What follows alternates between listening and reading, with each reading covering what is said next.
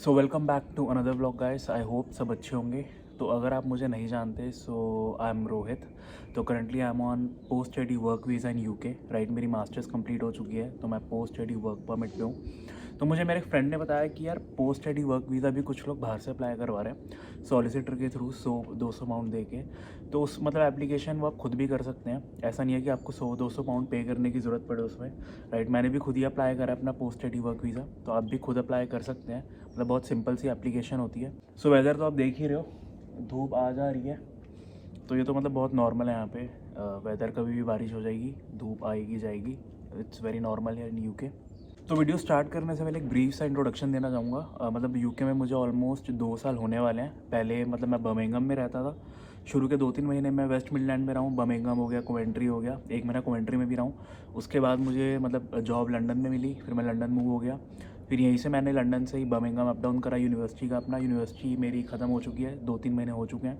And post study work भी तो मैंने लास्ट मंथ ही अप्लाई करा है। So currently I am on work permit. Right sir, काफ़ी स्टूडेंट्स के अभी मैसेज आते हैं जो सितंबर इनटेक में आए हैं, मतलब 2-3 महीने हुए हैं उनको। तो पार्ट टाइम में थोड़ा टफ चल रहा है, मतलब काफ़ी बच्चों को काम नहीं मिल पा रहा। काफ़ी बच्चों को 3-4 महीने हो चुके हैं ऑलरेडी, जॉब नहीं मिल रही। तो अभी भी मतलब इंस्टाग्राम पे काफ़ी मैसेज आते हैं। तो यार मतलब मैं ये बोलना चाहूँगा, जैसे कि अब मेरे भी लिंक हैं यूके में। तो जैसा कि मेरे पास एक वैकेंसी आएगी, ठीक है, और मुझे 6-7 बंदों के मैसेज आए हुए हैं, तो ऑफकोर्स वो एक वैकेंसी एक ही बंदे को मिलेगी। सर आई वॉज सेइंग कि मतलब जितना बेस्ट हो पाएगा, जितना बेस्ट हो सकता है मुझसे, मैं उतना ट्राई करता हूँ कि अगर कोई वैकेंसी आती है और मतलब जिसका पहले मुझे मैसेज आया होता है मैं उसको वो रेफ़र करता हूँ। आई ट्राई माई बेस्ट कि एंड आई वांट कि मतलब सबको जॉब मिले, क्योंकि मुझे पता है कि इनिशियल का जो टाइम होता है थोड़ा हार्ड होता है स्टूडेंट्स के लिए। राइट, सो आप भी मतलब ट्राई करते रहो, अप्लाई करते रहो ऑनलाइन प्लेटफॉर्म्स के थ्रू। लिंक्डइन हो गया, इंडीड हो गया, ये या आप मतलब फिजिकल अपना सीवी लेके भी जा सकते हैं, तो उसके थ्रू भी काफ़ी स्टूडेंट्स को मैंने देखा है जॉब मिलती है। सो मेन टॉपिक पे आते हैं कि लंदन एक्सपेंसेस के मामले में कैसा है। मतलब अगर अर्निंग्स वर्सेस एक्सपेंस, थंबनेल आपने देखा ही होगा।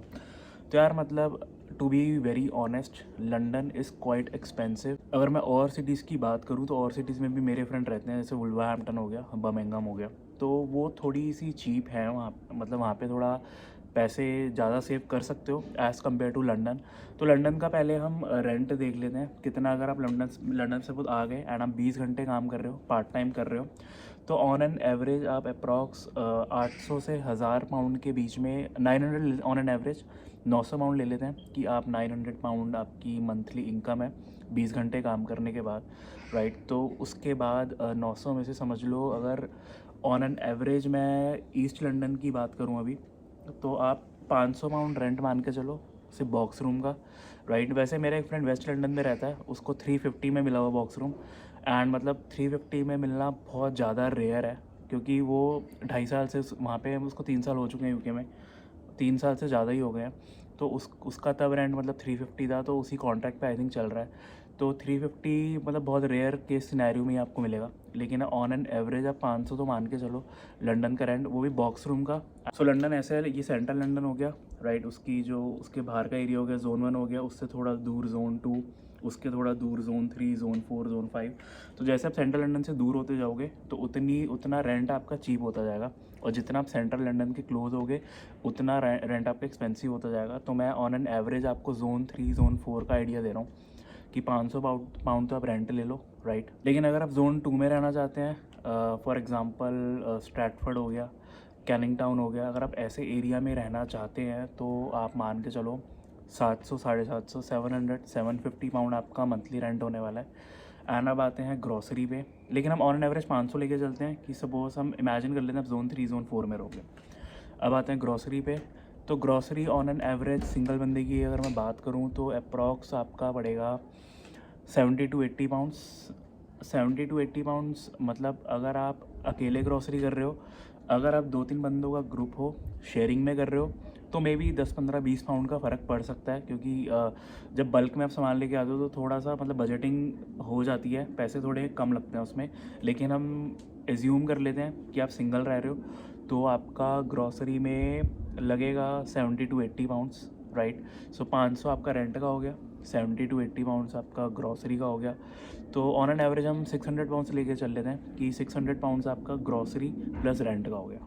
सो अब बात करते हैं हम थर्ड एक्सपेंस की, क्योंकि मेन एक्सपेंसेस की बात करूँ तो मेन 3 एक्सपेंस होने वाले हैं आपके। रेंट होने वाला है, ग्रोसरी होने वाली है, और एक होने वाला है ट्रैवल एक्सपेंस। मतलब जब आप यूनिवर्सिटी जाओगे या जॉब पे जाओगे, ट्रेन के थ्रू, बस के थ्रू, यार वो टोटली डिपेंड करता है कि आपको कितनी दूर पे काम मिलता है।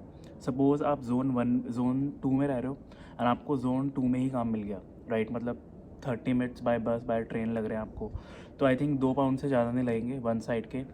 यही आप सपोज़ जोन 3 में रह रहे हो और आपको काम मिल गया जोन 1 में या जोन 6 में, मतलब दूर मिला, घंटा 1.5 घंटा लग रहा है आपको जाने में, तो वही आपके हो सकता है कि एक साइड के 6-7 पाउंड लगे। तो ये टोटली डिपेंड करता है कि आपको कहाँ पे जॉब मिलती है, राइट।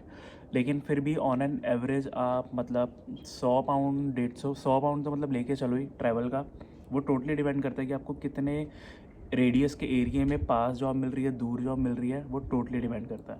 तो ये टोटल अगर 3 एक्सपेंस का मैं टोटल करूँ तो ये 700 पाउंड तो आपके ऐसे ही हो गए, रहने के, खाने के, ट्रैवल के 700 पाउंड। एंड अब सपोज आपको पार्टी करने का मन कर रहा है या अदर एक्सपेंस हो गए आपका, मतलब कहीं जाने का मन कर रहा है, घूमने का मन कर रहा है, तो आपके पास बचे पार्ट टाइम में, आपके पास बचे 200 पाउंड्स। सो अब डिपेंड करता है यार, देखो अगर आप स्टूडेंट हो तो आपका इससे ज़्यादा खर्चा नहीं होने वाला, 700-800 पाउंड आपका महीने का खर्चा होने वाला है। यही अगर आप फुल टाइम पे हो सकता है आपके एक्सपेंसेस भी थोड़े ज़्यादा बढ़ जाएंगे, क्योंकि इनकम बढ़ेगी तो ऑफकोर्स एक्सपेंसेस भी बढ़ेंगे। तो अभी मैंने आपको ये ब्रेकडाउन जो दिया ये as a part time student दिया है, क्योंकि मेन पार्ट टाइम स्टूडेंट्स को थोड़ा जानने की क्यूरियोसिटी रहती है कि कितना खर्चा होने वाला है, एंड उनके काम की चीज़ें है, क्योंकि जब फुल टाइम पे आ जाओगे तो चीज़ें थोड़ी इजी हो जाती हैं, सॉर्ट हो जाती हैं चीज़ें, तो इतनी प्रॉब्लम नहीं होती। तो आपके फिर एक्सपेंस भी बढ़ जाते हैं। सपोज आप 2000 पाउंड महीने का कमा रहे हो तो 1000-1200 आपका महीने का एक्सपेंस उसके अकॉर्डिंग बढ़ेगा।